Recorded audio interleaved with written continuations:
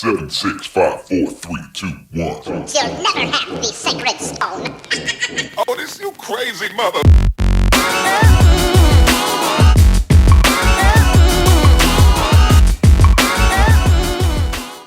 Hey, welcome to the Geek Retreat Podcast, episode 14. What is up? I'm your host, Steven. And again, I'm here with Mick. What's happening? And Jason. Get over here. Oh. Mortal Kombat straight Mortal up. Kombat. Yeah. Scorpion. Nicely done. Thank you very much. Which Mortal Kombat? All of them. All of them. One of the 5, 6, 7, 8, 9, 10, 11. X. Yeah. 11. You involved the camera in that one. Yeah, did you see that? That was nice. Yeah. A little tilt shift. That's like if I have a favorite like camera, filmography, it's tilt shift video. Have you ever seen that stuff? No. It makes it look like you can make real life imagery look like miniatures.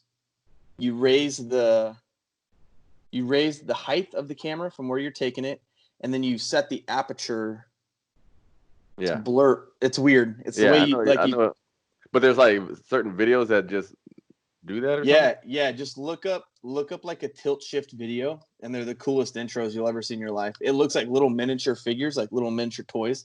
Yeah. But it's like I saw one of like of an airport, and like planes are taking off and they look like little miniature planes, but it's like real. It's really cool. Tilt shift. Okay. So what's up, guys? What's up? It's another week, another quarantine week. Still here. Not much new has happened. We've had some interesting stuff come out. We got a little gameplay release from PS5. Yeah. And that's kind of exciting. Engine. That looks awesome. Yeah, I watched the video. I'm not kidding. Like the first part of the video where she's walking in the cave, I literally like got a headache because of how good it looked.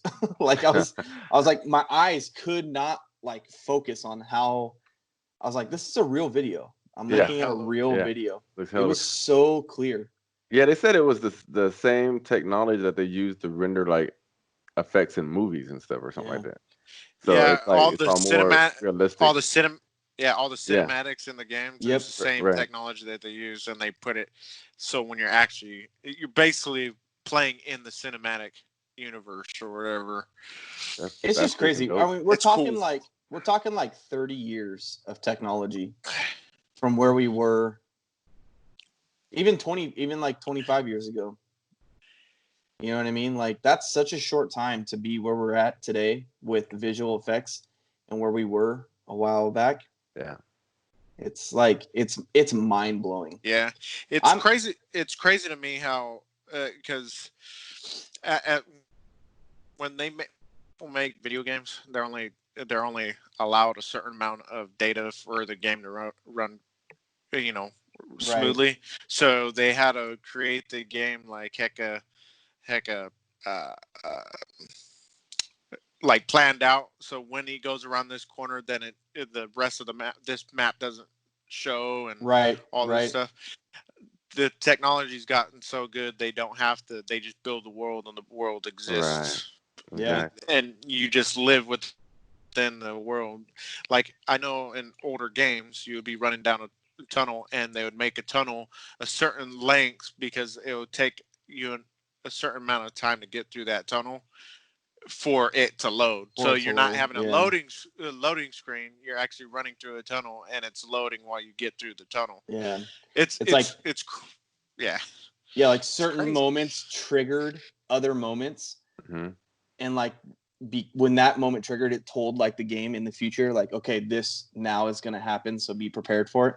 But it's like games can think on the fly now. And it's just like, they're not as limited anymore. Developers. Yeah. But the problem now is we're dealing with massive games. I mean, look at Call of Duty, the new Call of Duty game. That game is huge. It's 180 gigs. It's ridiculous. It should not be that big. That's the part of the disadvantages of you digital copy owners, because it actually takes up more space downloading it, whether versus having it read off of a disc. Well, I don't know, because on a disc they still have to make a copy. Like when you get a disc, you cannot take a disc, put it in, push it in, and start the game. That doesn't happen. No, right. You have to, like, they got to download a copy of all your like data, your user profile, all that stuff. Like a copy of the game is put onto your hard drive. Like, granted, it's not that big, but right, because it's only just like portions of it, so that you have like a save file, or it has the or whatever. Wait it a is. second, But hold on. I own the disc of Call of Duty, and it's that big. Well, yeah, I mean, it's still big, but it's just not going to be as big as if you downloaded the copy. Because I know, even though you still have to install the game before you play it, it's still reading off of the disc. It's not reading off of the memory of your hard. Right. So that's what's going to save it some of the space, because it doesn't have to store all of that reading, what it has to read from the drive. It doesn't have to calculate. It doesn't have to calculate. It doesn't have to calculate. Yeah, right, exactly. So that's kind of my fear. Like, I kind of like I'm very skeptical about when I see, like, he's like, this is like the guy in the trailer. He's like, this is a live demo off of PlayStation 5. I find it really hard to believe that, one, the game looks that good. Now, obviously, I'm like a simpleton when it comes to how technology works and how graphics works and all that kind of stuff. But like, that has got to be a pre-rendered video on like the fastest PC you've ever seen in your life. And you know what I mean? Like, that's how it's definitely on like a PC. Yeah. And so like, it's just like, yeah, they show us that, but we're not going to get that on a PS5. Like, not the average person it's going to look just as comparable as it is to consoles today. It's just like when they're promoting Stadia, they're gonna have all the servers right there. Yeah. So when they actually are marketing it, like what they're doing, it's perfect. Everything's crystal clear. Everything's moving. I thought Stadia's big gimmick was that it was everything was on demand. Like, you didn't have to buy games for it. And look how clear it is. This game is playable, and you could play it on your phone. You could play it on a TV in a hotel room. All you need is just buy this controller, and voila, you're playing Call of Duty. Yeah, whatever. Any device. But it's not. The thing is, they weren't, being honest about, okay, these people got a shitty internet connection. Yeah, right. Or they got data caps, or they got this, or they got that. It's just not. Yeah, well, whatever the individual users' limitations are, it's kind of, I mean, not irrelevant. It plays a part in it, obviously, but it's what it all comes down to is what the rendering engine is capable of. So if it's capable of that, and I think that's the question of, do we believe that it can actually surpass what's already been out right now with the PlayStation 4 and stuff like that?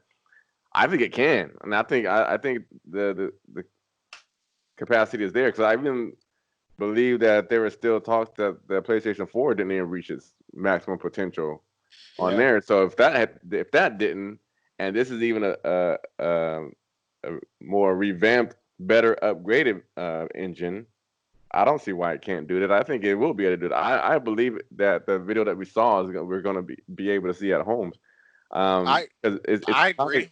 Pretty close already. I got a lot of Tomb Raider feel and Uncharted feel from the demo that they were showing, and some of the things that they did in those games I was seeing in this one, but it's just a lot cleaner. So I can see them with this new engine being able to take what they were already doing and just kind of make that more crisp, make it cleaner, make it smoother. Right. That's not too hard to do. They weren't too far off from that already. Right. Yeah, I just think that, like, with a game, we're talking about game size. With a game that crisp, that's gonna be a big game. So I think they gotta limit like how open. They can't have like an open world game like that. I don't think. It's got to be a very linear game that, I think it's going to be a very simple game. The same way like Rise was. Or they just give when the console comes out, you put slap a 5 terabyte hard drive. That's what they're gonna Yeah. do. And The now they hard got drive the size is gonna get capability. bigger. You That's get all. SD things that are like 5-6 terabytes for. Yeah. You know what I mean? Yeah. It's possible. Cause that's all you gotta do is up. And you know that's coming. They up the hard drive sizes like every year almost. It seems like, or Right. every couple I of years. do want to go. I do want to go back. I feel that there's always going to be a market for the hard copy of the game, just because every fan they might not sell it like normally, like the $60. Right. It's not. Yeah. It's only they're going to sell them as like special editions or whatever, and they come in like this nice case and stuff like that. Everybody, I mean, every game that I felt like all the Gears of War, I bought them. All the God of Wars, I bought the hard disk, but a lot of the other games, I just bought on my hard drive. That's why I got on it. And then you always got those guys that always just want to get the game really quick, beat it, and then turn it back in for credit and get something else. So I mean, you can't do that if you're buying digital anyway. So so you still got that aspect of gamers too who do that. Yeah, Right. I agree. I think that I don't think that hard copy is going to go away anytime soon. I mean, even look at like DVDs. Like people still buy DVDs, and everything's on demand now. You know what I mean? Yeah. Yeah, I still think there'll definitely be a market for it. Yeah. But it's heading in the direction where how much longer is the question? people are gonna buy digital more often, so they're not gonna sell it in a GameStop anymore. Or they might sell it in a GameStop, but not for $60. They might sell it for 80 or 100 for. Yeah. It'll be like the 10 copy with the collector's edition map and all that stuff. Right. Yeah. So it made me think about. I watched today. I watched The Goonies again on and it's not on Blu-ray or nothing like that. It's just like a DVD. I put it in my Xbox. Something is so aggravating to me is that I can't just put it in my Xbox and play it. I got to download an app, a Blu-ray app, plays it, and then it plays it in standard definition. It's like, why can't the disc reader just read the disc that's in there? Why do I have to download an app to Because it do doesn't it? have a Blu-ray processor in it. Because the Xbox. Should have just played it on the PlayStation. I know. I had it. I was like, what is it? And then the app store wouldn't load right. I'm just like, all right, put it in the PlayStation. And right as I go to get up, it starts loading. I'm like, whatever, I'm here. It's just that's so frustrating. That's too much technology. You know what I mean? Because you're not going to go back and remake all these old movies on Blu-ray. You know what I mean? And they're too I'd have to go buy all of them again when I already own them. I don't want to do that. They just make it difficult. They make it hard on us. They do make it hard on us. But no, I'm excited for the PS5. I think it's going to be cool. I think Xbox is. My fear is that the price is going to be higher, and Xbox is going to come with a lower price, and then Xbox is going to outsell PlayStation. Do you think though that with the size issue that you mentioned, do you think that the games are going to be shorter to kind of make up for that space? Especially with the game. Okay, think of the Xbox One. Look at my dog. Think of the Xbox One doing some release speed right now. Yeah. Don't jump. Leap of faith. Yeah. So the Xbox One release game was Rise. Remember that one? It was the Spartan one. Yeah. That was a very short for game. A while, and then it was short. Yeah. And it wasn't very good. It was very shallow game, and the only purpose it served was to keep Xbox One players occupied with a good visual game. Hey. What are you doing? Hold on. Stop humping the pillow. No, she's heard that's how they sneeze or something like that. No, Anyway, that game's only purpose was to be a visually appeasing game, to show off the Xbox One capabilities and to keep players occupied until, because I can't remember when it released, but it was September right? So like it gave developers a little bit of time to release the AAA titles because like GTA 5 had just released. I remember it because I bought GTA 5 for the 360 and beat it on the 360, and then it released for the Xbox One, and I didn't want to buy it again. One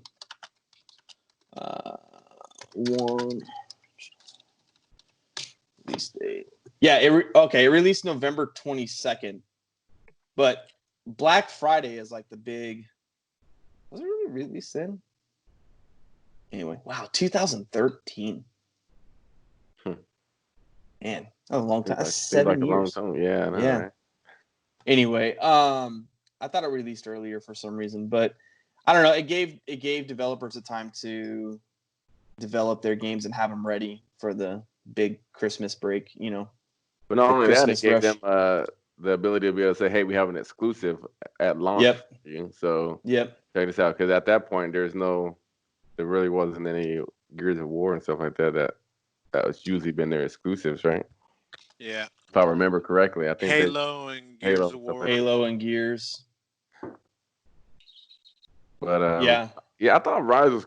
I liked the combat for a while, and then it kind of got redundant and boring. But yeah, it was cool for a second. It was cool. Jeez, it was cool for a while. I kind of liked it. I like that Roman battle gladiatorial stuff. Right. I like the phalanx and all that stuff when you're pushing and you're throwing spears as they're pushing with the phalanx. Right. Yeah. There's parts in it that was good, but it was just kind of like it was redundant, like you said. I was like, just kind of cheese. And when you played it once, you were like, well, I experienced I can go back and get some collectibles, but like I gotta replay that game again. You know what I mean? Yeah, I was all like, I'm good. I pass. It lost its lust quick. I'll download it. I have it still on my. How about you go play and you're like, this game was garbage. I'm like, what was I thinking? Because I did. I went back and played it, and I was like, oh my god, this was garbage. Yeah, garbage, hot garbage. Did they say what the name of that game was? Like, is that an official? Man, I keep getting the chills. Was that an official like release game?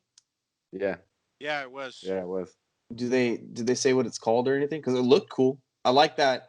The end part where she. Oh, you're talking about Rise still. Sorry, no. I'm sorry. But for the demo. Demo. Yeah. Yeah. You know what? I don't know. Oh. I don't know that it said that name. I mean, how many? I thought they were just Assassin's Creed, Uncharted reboots are we gonna get? Yeah, I didn't know. Keep them coming. I didn't think it was a game. I thought they were just showing the new Unreal Engine and the capabilities of the PlayStation. I thought they just created it just to. Suck if it's not a game, because that looks pretty. I want that game. And then when she jumped off the cliff and it started doing that. She does a little like glider like thing. That was pretty cool. Yeah, it was. And that's the part that actually impressed me the most, because there was no like ripping, like frame ripping or anything like that. Right. It was just like really clean. It was like 8K or something like that, right? Yeah. Oh my gosh. That's what I'm saying though. Who's gonna see it at 8K? Nobody has an 8K monitor or that's always how it's been though. The processors are always ahead of the TVs. But that's why I don't buy into that it's gonna look this good. Because it's gonna release and something's gonna be like, oh, this isn't what they promised. And it's like, yeah, of course it's not what they promised, because they can't promise that. The naked untrained eye is not gonna be able to catch that though. Yeah, your average. The difference. Yeah. You can't see. But that's my thing. But that's the other thing too. Yeah. 4K is anything past that is like. I was gonna say that earlier. You're getting way better than your own eyesight. Right. I was gonna allude to that earlier. Is that like the jumps in like progression that we've made over the time from like, pixelated Tomb Raider to like Tomb Raider we have now is like they were big jumps, and now they're becoming smaller and smaller and smaller and smaller. Like no matter how farther we go in technology, until we reach I think the next big cross is going to be VR. Honestly, like it has to go to VR for us to see another, like we're on a plateau. You know what I mean? To make it more immersive. Right. And every step we take is just like a little bit of an increment. It's not so much of this huge like stepping stone. You know what I mean? Like, I mean, I saw a post today that was talking about it was a quote from Cable Guy when he's on the dish, And he's like, think about it, Steven. He's like, the possibilities are limitless. You could be playing Mortal Kombat with your friend in China. You know what I mean? And it's like, that's true today, but like back then, that was unthinkable that we would have like that kind of technology. Now it's just like it's guaranteed. You know what I mean? Like, oh yeah, cross-platform. Remember, like 5 years ago, we were talking about cross-platform. They had the capabilities then. They were just holding on to it. Think about this. Think about this. You're talking about VR. Think about the day where you can VR with someone else who's VRing. I mean, you can right now. You do that right now? Have VR. Yeah. They have like VR chat rooms. Yeah. Yeah. I'm behind in time. Yeah. So like someone can be like across the country and you guys can VR in the same game? Yep. Co-op? I've seen it. I've seen there's a military one. I don't know what it's called, but there's a military one, and there'll be funny clips of guys who like they'll need ammo and there'll be like their buddies like VR like shooting, and they'll walk up to their friend and just grab the clip out of the guy's gun and put it in their gun and then start shooting again. It's like really funny. But yeah, I mean, dude, I don't know you can do that already. It's janky. So it's not clean and crisp. They need a lot of work. There's clipping and all kinds of stuff, but but it's there. Like the technology is there. It's just fine tuning it. Cleaned up, give it 15 years. It's gonna be crisp. Just we're probably not even that if it's as far along as you guys say. Show. Yeah, and like even right now, VR's is in the stage of like Mario. It's like hella pixelated. You know what I mean? Yep. Like just tracking and all that stuff, and then when you're online, seeing a person just like teleport to one place to another, it's really primitive right now. At a primitive stage, VR. Think about like VR. I guess the best like comparison to VR of what like VR could be is mocap in like the movie industry, right? Like that's what good now though, but yeah, exactly. But think about what the lengths are of mocap in the movie industry. You know what I mean? Like they have like if you don't know what like motion capture is, it's like the guys who wear the gray suits and they have the little dots that the cameras pick up and they're behind a green screen. And now like in the day, they only put it on like your wrist, your hand, the corner of your arm, your shoulder. Now it's like it can pick up your whole arm everywhere. And it's everywhere, you know? So like VR is trying to emulate that, right? Like it's trying to read in a space where that's happening, and that's what like your trigger hands are for. But it's like we have to expand on that idea of motion capture and before VR is going to take off, and like to bring that to consumers, like that's crazy. Think about like high speed filming, you know, like slow motion. Yeah. Slow motion is high frame rate, right? So like you're taking triple or, you know, whatever, how many times, quadruple the amount of frames a second as you would be on a normal film. Right. So that technology came from military.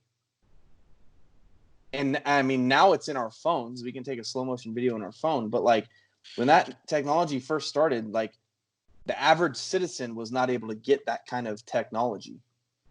You know, so like with mocap, it's in the film industry. You know what I mean? Like until that comes to the average gamer, it's going to be a long time. It's going to be 15 years, 20 years. But when it does, that'll be the next big step to take us above to infinity and beyond. I was going to say above and beyond, but to infinity and beyond. But I agree. Yeah. VR is the next stage. I know they try to push it really quick. I know with the PlayStation 5, they're coming out with the PlayStation VR 2. Yeah. And it's supposed to be like a 4K screen because because I got the first PlayStation. It's like super standard.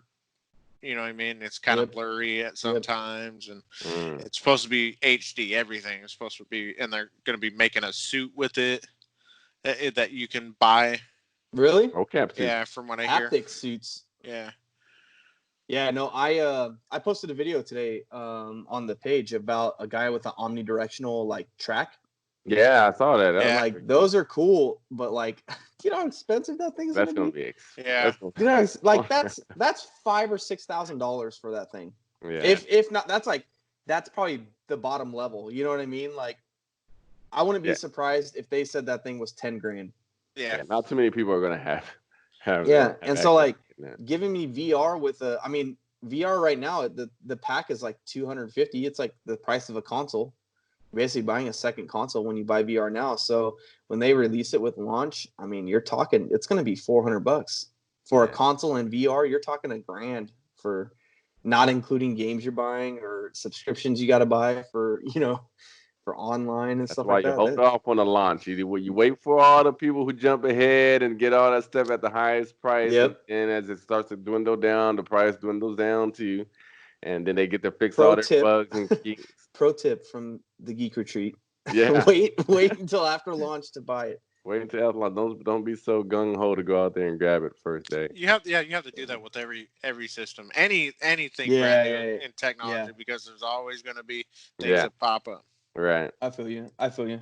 Yeah, I was speaking of like where we're at with like technology wise. I rewatched the Back to the Future trilogy this week, and that movie does not stand up.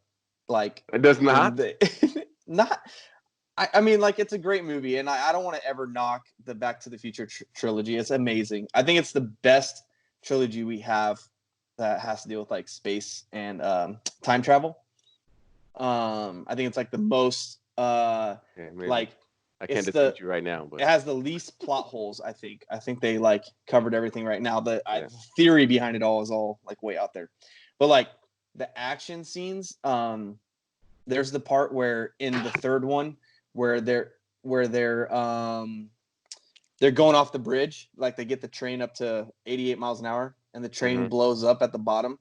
It's such a terrible CGI for the like explosion and the smoke. It looks like, I don't know. It's bad. I was just like, oh, that's rough. That's really rough. It's bad like, now, but it was good then. I know, that's the thing. Yeah, it was really good back then. But no, can you guys think of any movies that were like shot back in the day that still hold up like really well today? Like CGI. Wow, you just put me on the spot. CGI. I know. Yeah, I didn't mean to do that, but I would say even from like the 90s, you know what I mean? I wouldn't say it holds up, but I think they did very well in this movie with the graphics given the time. I mean, it still was pretty. I think it was still 2000. But the Spawn movie that they did. Did you guys ever see that one with I never saw that one. Michael J. White?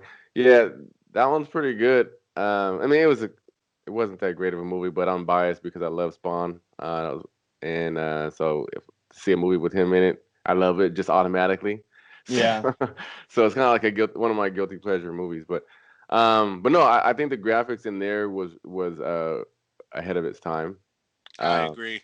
Did you remember that? Yeah, and the things that they did with his cape and everything in there, and his power set, I think they did a pretty damn good job. Yeah, for what they had at that time. Steve, wasn't that you that? Oh no, that was Mick. You said that about John Leguizamo being the clown. Yeah, no. Yeah. I know of the movie. I've never seen the movie. Gotcha. Yeah, I think action movies did a really good job at it. Most action movies in the 90s. I was thinking, what was I just thinking of? I was thinking Avatar, but Avatar, like, that was like way ahead of its time when it came out, and still looks good today. Man, I was just thinking of another movie and I can't remember it. It was Saving Private Ryan, but they did a lot of good like visual effects. Like it wasn't like really CGI, like practical effects. Like you watch it and you're just like, that's real blood. That's a dead person on screen. Like that guy's really dead. You know? They really killed him. They really killed that guy. They blew his leg he's such a method actor. Oh my God, you killed Kenny. You bastard. Beautiful. I was waiting for someone to say it. You bastards. But I can't think of any other movies off the top of my head. Maybe our listeners can help out too. Maybe you can put something up, post up, and they can let us know what they're I'll Let me see. So Spawn. See if I can go later than that. Oh, I mean, anything earlier than 2000s though is kind of like bleh. I don't think. Yeah. Well, I was thinking like Jurassic Park, but like That was also that was also practical effects. Yeah. Here's this 80s and 90s films that still look good today. I mean, practical is still an effect though, too, right? I mean, if you're using I forget. Yeah, I think practical works with CGI. You know what I mean? Like it wasn't all practical. You can't have all practical in a movie like Jurassic Park. You know what I mean? Right. People are saying Terminator 2. Jurassic Park is in here. Terminator 2, yeah, that's a good one. The Abyss. You remember The Abyss? Oh, yeah. I got a funny story about that movie. Terminator 2 is that's a good one. So my mom, hi mom, hi dad. I'm gonna tell the Abyss story, okay? So, mom, forgive me. So forever, my mom used to think that she'd tell a story about how my dad stopped the door and it was his ring that stopped the door. Huh. And my dad would always she would always tell the story, and my dad would be like, "Honey, that's from The Abyss. Like that was from a movie. That was from the climax of The Abyss." She's like, "What? No, was it?" So yeah. So, I love you, Mom. What do you think about Blade Runner? Do you think Blade Runner still holds up today? Or The Fifth Element? Fifth Element, yeah. Ghostbusters? No. No, it was. Yeah, Terminator. They're like Terminator 2, Jurassic Park are like the big ones from the Matrix. The Matrix was technically in '99, so. What about Evil Dead? Okay, 99, yeah. Okay, Matrix. Evil Dead. Evil Dead. Man, the Matrix was 15 years ago. We're about to get a 4. Yeah, there's some good movies. There's really good CGI movies. Now we're in the place where like CGI is so good it looks real. Yeah. You know? Wait. I'm gonna say this, and my wife's probably gonna be mad at me, but let's hear it. So, Transformers, right? When she watched the first Transformers. I was talk about Transformers today. Oh, anyway, go ahead. I was looking for a way to segue. Now it's perfect. So, go ahead. For the longest time, after we watched the first one, and I finally told her, we had some kind of special effects talk. I don't know why or what the discussion was, but then I was like, yeah, and look what they did with Transformers. She's like, Transformers. And I was like, yeah, all the robots are digital. They made us. She's like, those were real robots. And I was like, you really honestly thought that they made robots, make them interchangeable parts like that? Anyway, but she didn't know that the robots were digitally. Did she think they were like practical robots? Practical robots, yeah. Okay, yeah. And man. Like, really? They did that well? But that's just, I guess, that's how good they did they did very well with the Transformers. Say what you will about their the direction of the franchise, but you can't argue how great their Transforming is. Oh yeah, they did a great job with that. And they talked about I read that movie was really good. The first one was really good. And the way they talked about how they wanted to give every moving part, they wanted to give it a place. So they wanted to make it feel like it actually came out of a truck. So I felt like later in the franchise, they went crazy with it and just let's make everything that's metal move. Anything that's metal is going to move. And in the last one, there was where did that come from? That's not on a truck. But in the first one, they did really good. So I was thinking about Transformers this week. I was driving. Me and my wife drove down to San Francisco. I took the week off from work and we wanted to get out. So we went down to the beach and watched the sunset. And the beach was open and it was awesome. And it was actually really funny because I walked over the crest of the beach and I was like, oh man, look all the beaches have been closed. Look at all the sea lions. It was all surfers. It was packed with surfers. So on the way home, I was driving home and I was thinking about the chase scene from the first Transformers on the freeway. Okay. And it made me think of a really funny screenplay. And so imagine just some friends getting together. They're saving up to go on a road trip, right? So it starts out the beginning of the movie starts out at like their house and they're talking about, hey, let's go on this trip. Like, okay, some like funny anecdotes happen. And the final bit of the movie, they get up, they're driving on the freeway, and a robot smashes into the car and they blow up, and then the credits roll. Like, and it picks up right from Transformers. Like, all those people who are just driving on the freeway just died, and you know nothing about them. Those were real people inside those cars. So I was like, let's take the screenplay and start it from the viewpoint of the family. And then Monty Python the end of it, where it's like just like, oh yeah, that's how it ends. They died. The trip didn't happen. A wheel of a robot came through their car and they exploded. And I was just like, I was laughing about it on the way home. My wife's like, "What are you laughing about?" And I was like, "Okay, where do I start? Like, how do I get back to where I was?" You know how your brain just like goes crazy when you're driving. I know. So I was just thinking about that, like those vehicles. I know. Yeah, that's a very good point. You never think about that and I always feel like in chase scenes, like the traffic always continues to flow. But like when something happens on the freeway, everything stops. Everything stops. When somebody gets on a car accident on the side of the road, the traffic comes to a halt. You know what I mean? Yeah. It's like so unrealistic. Step up your game. Action movies. Transformers. Yeah, so that was where my head was this morning. I didn't get a lot of sleep, obviously when I was driving back from San Francisco. Apparently not. You're thinking of whole skits in your head and stuff. I know. I wish I was on my way to Disneyland, but I couldn't go. It's supposed to be the week. Almost, man. It's okay. Almost. They're gonna let it open soon. Disneyland. So, but then are you gonna be back as soon as they open? Because it's gonna be like all weird. That's the big question. Is like, do I go straight back? I wouldn't. I kind of just want to. You're gonna regret it. I think. I know. I think you're gonna regret it. I'm gonna be in lines that are 1,800 feet long, and the lines are gonna go out of the entire park because you have to stand 6 feet away from everybody. Mm-hmm. So.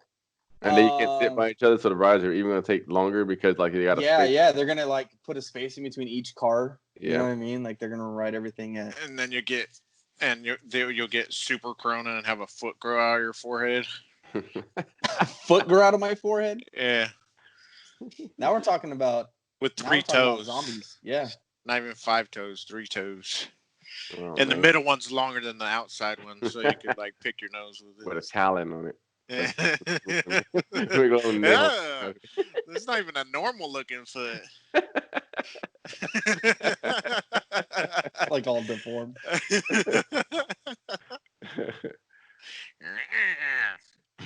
That's funny. Yeah, I want to go. I think I'm just gonna go no matter what. Wow, man. Taking a chance. Bold, you're brave and bold, man. I'm brave. I did have to like wear masks everywhere I went. I couldn't even go into the grocery store without a mask on. Yeah. I didn't think about that being San Francisco. They're being real serious about it. Oh yeah? They're cracking down?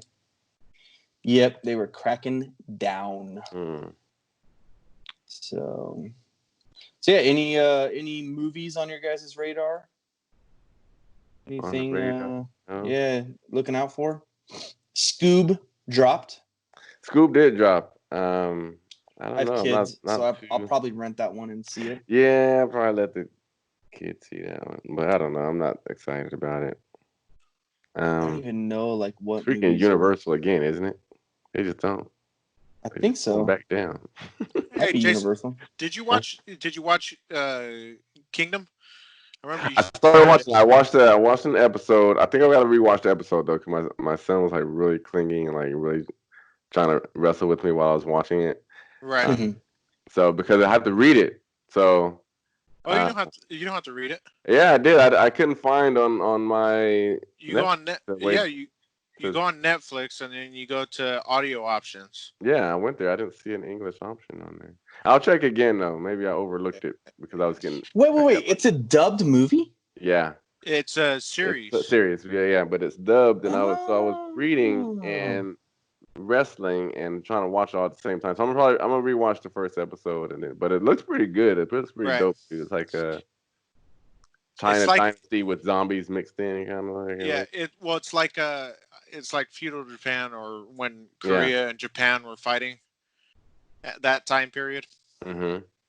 And basically, there's like a power grab, and they try there's a whole bunch of political things that are going down. Right. There's disease that's happening. It gets better as it goes on. The second season is dope. Is dope, but gotcha. Supposedly they're working on season 3 and 4 right now. 3 and 4. Yeah. They're gonna shoot them simul consecutively, or I'm not sure. I was reading something online about it. Oh, okay. Yeah, shoot. Yeah, it looks pretty dope though. Like for the parts that I saw, it looks like it definitely caught my interest. So I definitely want to watch more of it. Yeah, I got my brother and my Maja watching it. And they sat there and watched both seasons in like 2. Yeah. But it's pretty good. It's pretty good. I enjoyed it. I enjoyed it very much. Yeah. I remember I remember hearing you started it. Yeah. I wanted to ask you if you'd finished it. Yeah, I haven't finished it. Dude, yet. I still haven't even finished. I need to finish My Hero Academia. Finish it, bro. I know. I started watching it, and then the 4th week happened, and I just got so into Star Wars. I started watching all kinds of Star Wars stuff. But hey, did you hear about Mike Tyson and Evander Holyfield? Oh, is it real? Are they coming back? Is that not really real? happening? Is it? They are talking about. Yep. Evander Holyfield crazier than Mike Tyson. Why would you fight him a third time? Why would you get back into the ring with that guy? I know he's older and it's been a long time removed since the incident, but I don't know. I wouldn't trust him anymore. Who, Tyson? Yeah. With his ear. Yeah. He just wants to fight because he's hungry again. I get Tyson wanting to fight again. I don't get Evander Holyfield. They have video of him sparring Mike Tyson. Dude, they're in their 50s. He still looks dangerous. Yeah, I know. Scary. It's so scary. I watch boxers in their training regime and stuff like that, and I'm like, ooh, yeah, that looks impressive. But when you watch Mike Tyson do it, that's like, ooh, that looks dangerous.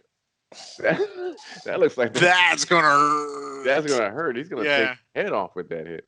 But yeah, he looks like he hasn't missed a step at all. Yeah. It's that guy's punch is so scary. Yeah. Yeah. I feel like if you were to punch me, I would literally my chest would cave in. And he could hit me in the leg and my chest would still cave in. That's how hard that punch looks. Yeah. The crazy thing about it is it's not only is it strong, but it's fast. Yeah. He's super fast, but strong all at the same time. Yeah. Normally you're one or the other, and he's both. He's both, dude. It's so fast, but it's hella strong still. It's crazy. I'm definitely gonna watch it. They're talking right now about it. Yeah, I'm definitely gonna watch it. So that I'll might be able to bring back boxing if they do. This is from the New York Post. It says that 53 right. Year old Tyson had recently teased his return in the ring, posting a training video on Instagram on Monday stating that I'm back. Yeah. His trainer told ESPN that Tyson's comeback is not, quote, not a joke. Despite the fact that his last fight was in 2005. Holyfield, 57, who last fought in 2011, said he was ready to go too. He says, quote, I don't have anything against Mike personally. The thing is that I would like it to be good for the sport. And even though boxing is a rough sport, we can show people we can come together. If we do this fight, it would be great. I can still shoot the jab. I can still shoot the shots. But not like the killing thing. I'm going to hurt you. I'm going to show you that I can knock him out. Well, there's his reason right there. I wondered it, and there it is. So It's gonna be crazy. that is really crazy. I would love to see that, dude. I know. And age is. I don't think age is a thing now with all the hormone. What was it called? Like the Testosterone. It's called steroids. well, no, they got testosterone replacement and all that stuff for older men and stuff. Yeah. But what's his name? The guy that made that chicken thing where you could cook chicken on it, and it's like good for you. George Foreman. Didn't he come back? The chicken thing. Let's make that the name. But he's a world. Didn't he win the champion? The guy, the chicken thing. Chicken thing. It's good for you. You know that guy. George Foreman. I was getting ready to say Colonel Sanders. Yeah. Well, didn't he? Wasn't he heck old when he came back and won the championship? Wasn't he in like 60s? No way. Hecka old in sports is like 35 or 40. I mean, no, look Tom it up. Brady Look it up. is 40, and they talk about him like he's dead. Yeah, practically. Look it up. I think he was old when he came, like old. He came back and was the heavyweight champion? Yeah. And you said it like 60? I don't know if he's 60. I know he. I don't know if he's 60, but he was 45 when he regained. Okay, 45. A portion of the heavyweight championship. I did get a portion of it. Yeah, how do you get a portion? I don't know. What? Was it a drop? I don't understand that. It says this is just an excerpt from Wikipedia, so who knows if it's true. 10 years later, he announced a comeback, and in 1994, at age 45, he regained a portion of the heavyweight championship by knocking out 26-year-old Michael Moorer to win the unified WBA, IBF, and lineal titles. Whatever that means. I don't know boxing. So yeah, because there's multiple titles, so I guess maybe he used to hold more than one, and so he only got the IBF. There's probably a couple different titles that. But I mean, 45. I mean, that is like old in sports. Yeah, that's pretty impressive. Old in sports. These guys are in their late 50s. Well, early and late. Okay, yeah, respectively. But that's crazy. You gotta honestly. Everybody would hype it up as it's going to be a real thing. It's not going to be a real thing. It's going to go to a decision, and I guarantee you it'll go to a draw, and then they'll say, "Oh, the purse is going to go to a charity for Alzheimer's, association because we just rattle each other's brains, and now we both have a disease." Yeah, well, I think there's talks of it being like exhibition matches. They're like maybe 5 rounds. It's not the full, was it 12? Yeah, 12. 12. Yeah, it's like 5 or 6 rounds instead of the full. It can't be a full. It can't be as real as we want it to be. Why not? I mean, if you can take a guy from the UFC and put him into a boxing ring with a boxer and interchange freaking sports, why can't this one be real? No, I mean, but you're talking McGregor, about Mayweather. The age. Yeah, but the age difference. That's what you're taking 2 fighters in their prime and putting them in a ring together. You know what I mean? Right. That'd be like it. That comparison. Well, these guys still got it though. It's not like they don't still have it. Like they're not. There's no Walker to get in the ring. But they're also. I know, but they're 50, man. It doesn't. The age doesn't matter if you're in shape. They're in shape than the 3 of us right now. You're kind of talking about some 50-year-old dude getting rattled upside the head. We got football players who are going away with head injuries and life-altering head injuries. If they did a real fight, somebody's going to get hurt for real. That's always been the case with boxing. That hasn't changed. But it's escalated to the nth degree now because they're 50 years old. I don't think you know what I mean? I think that they're still in peak physical condition.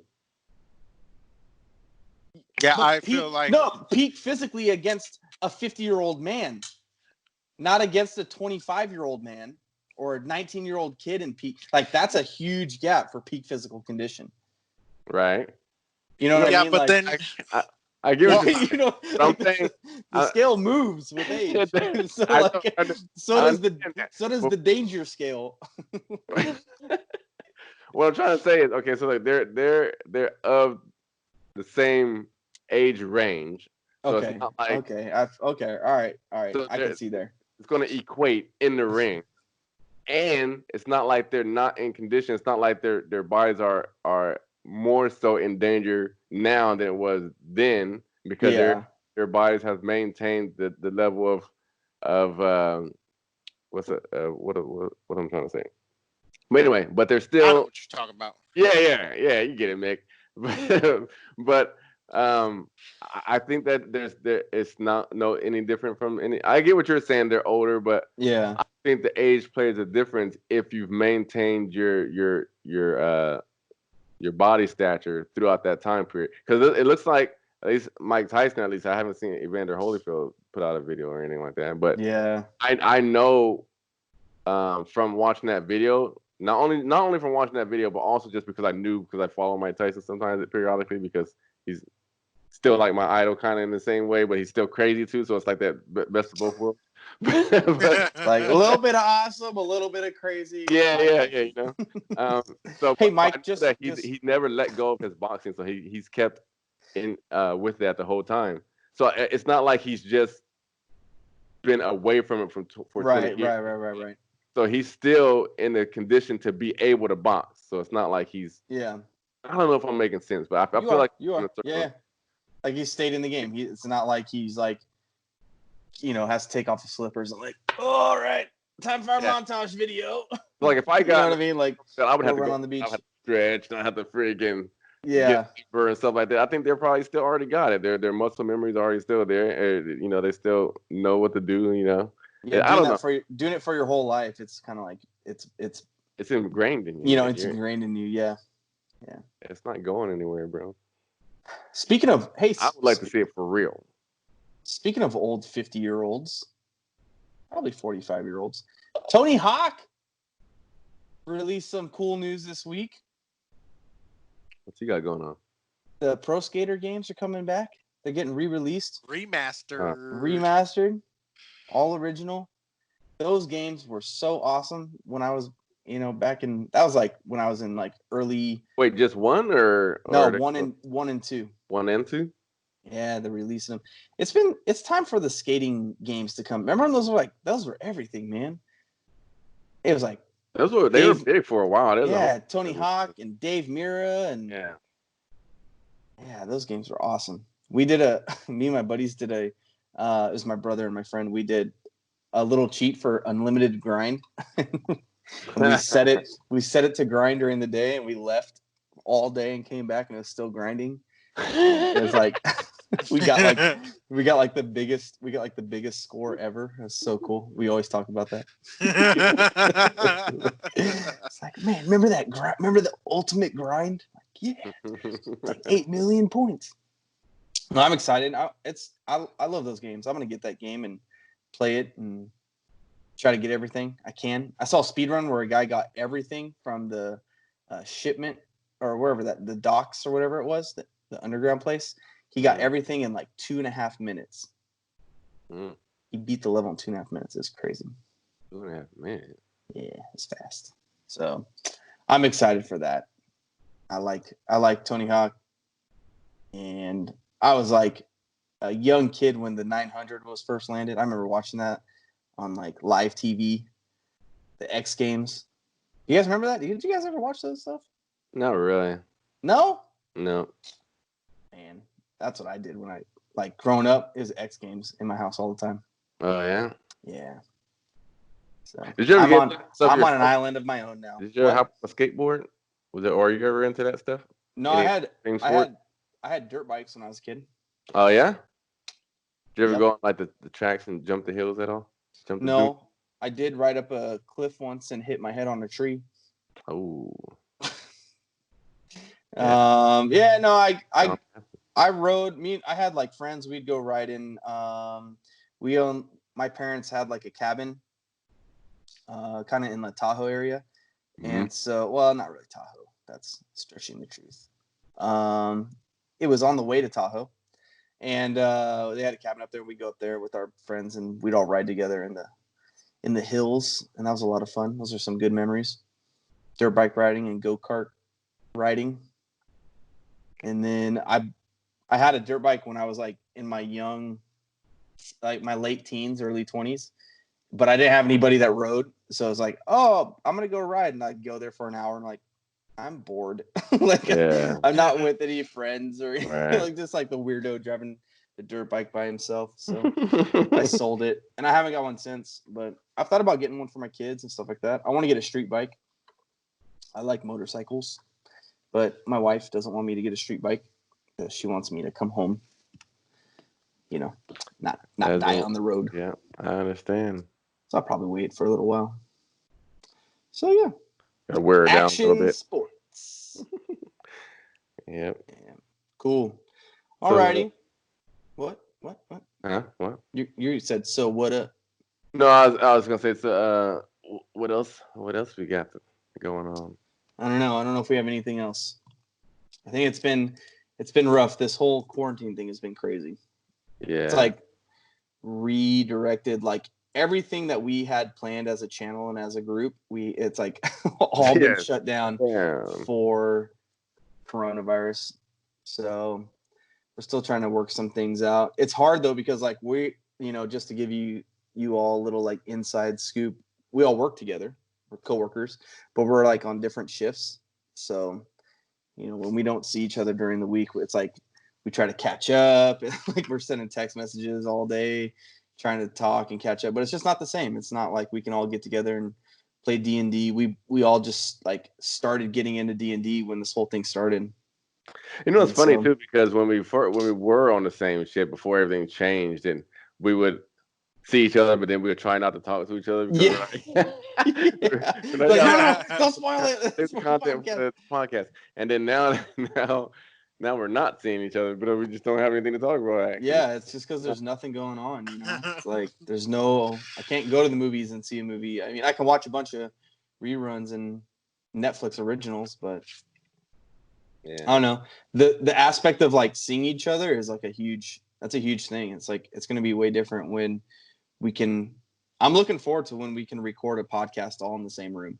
That's like, it sounds dumb, and like that's such a simple thing, but like, why does that sound dumb? I don't think. Well, like because it's not like I guess it would be a milestone for this group, but I don't know. Like it's just like it's a simple concept. You know what I mean? It's not like it's a groundbreaking concept to record a, but it's like it'll be our first one, and it'll be like probably as soon as we can get it all together, as soon as restrictions lift and stuff like that. So yeah, it's set to lift or phase 3 or whatever too. Yeah, we're just having May 22nd. So we're supposed to see from there. And, we all got little kids and stuff like that. So we want to be as careful as we possibly can, but it's just hard when we have full-time jobs to get together to stream and, do that kind of stuff, and full-time families. So we're trying to put out as much content as we possibly can.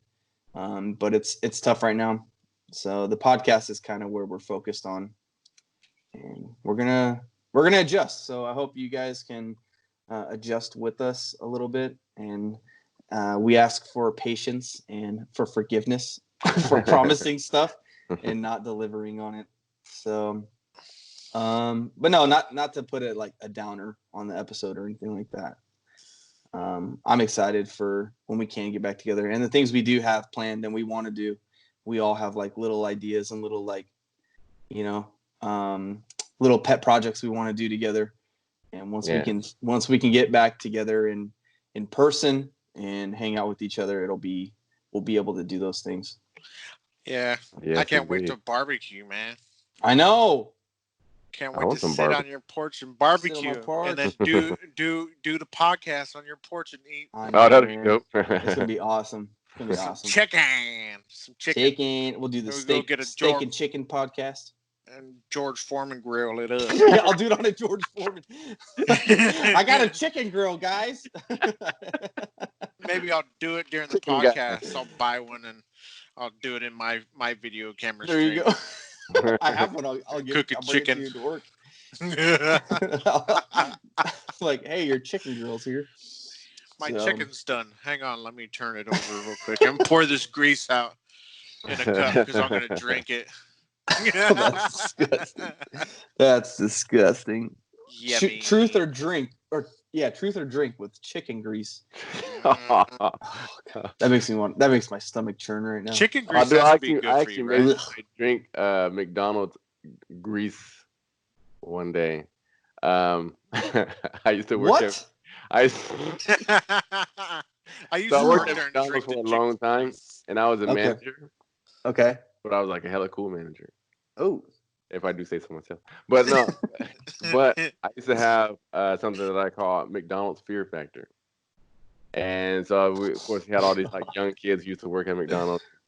And so whenever they wanted money, I would give them actual money. I give them money, or I give them whatever they want. They want free lunches or free whatever for their friends or for themselves or whatever. So I'll give them stuff like that. So whenever they wanted something like that, they'll come up to me, Jason, give me something. Give me a Fear Factor. I'm like, you sure? Yeah. So I had them do all kinds of crazy stuff. But yeah, Grab the a fucking patty and throw it on the ground. Eat it. Yeah. Yeah, and then I had one like Get on the ground and bang, you maggot! warmers, like I like put your hand on there for like 5 seconds or 10 seconds. So it's some weird stuff like that. On what? Put your finger on what? The burger warmers. Uh-huh. You know, once you make the sandwich, like you slide it up to the down the line, and there's like these warmers where it sits on so that the burgers don't get cold. Gotcha. Right. Yeah, so it's like this it's almost like a Heat Jeep, lamp. so it's Like kind a of heat lamp? Kind it's of. not a lamp though, but it's like it's sitting on a table bit. So it's like Right. It's a heater basically almost, but it's like it's U-shaped. It's kind of like that. Yeah. And so it's like warmers on these sides here, and so the heat comes down there, and then there's a belt, like a heat belt down here on the bottom too. But anyway, so stuff like that. But the worst one was this guy, and I think I gave him like $20 for this. But I was like, get a cup and drink a vat of grease. And he's like, okay, I'll do it. And he's like, so like, not hesitant at all. And I was like, okay. But Fear Factor rules: if you throw up, you qualify your money. Gosh. You ain't got nothing. And I was like, yeah. And so he did it. He was a trooper, dude. He just chugged it. And I was like, How much did he drink? Huh? How It was much like did a he drink? child-sized cup full of it. And so, which doesn't sound like a lot, but when it's like, I'm not even doing it, and I want to throw up right now. That is disgusting. Dude, check this out. He did it, and he was like just trying to keep it in. His eyes turned red. I felt so bad. Oh my gosh. I was like, just keep it in for like a minute. And Oh, and then I was like, I finally got to the point where I was like, okay, go throw it. Here's $40. Take the rest of the day off. It's on me. Yeah. Oh my Yeah, that was lord. the worst one, but he got $20 out of the deal. He was happy, I guess. I don't know. How do we get on that? I don't know. Oh, but I think we need to end because I need to go puke right now. That is disgusting. That was bad, Jason. It might have tasted good a little bit.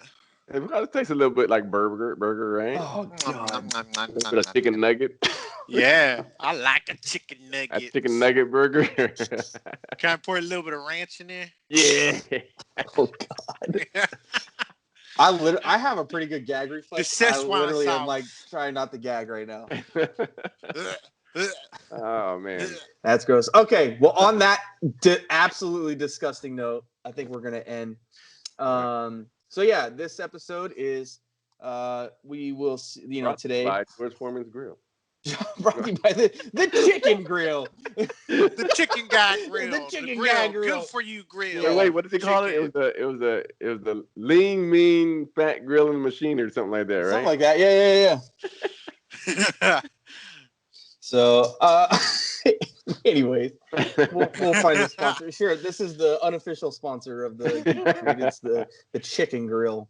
Hey, babe, grab the George Foreman. Bring it. No, so happy 18th, Monday the 18th. We will see you guys on the 25th will be the next episode. And yeah, I'm Steve, Mick, and Jason. Later. Deuces. What's that later?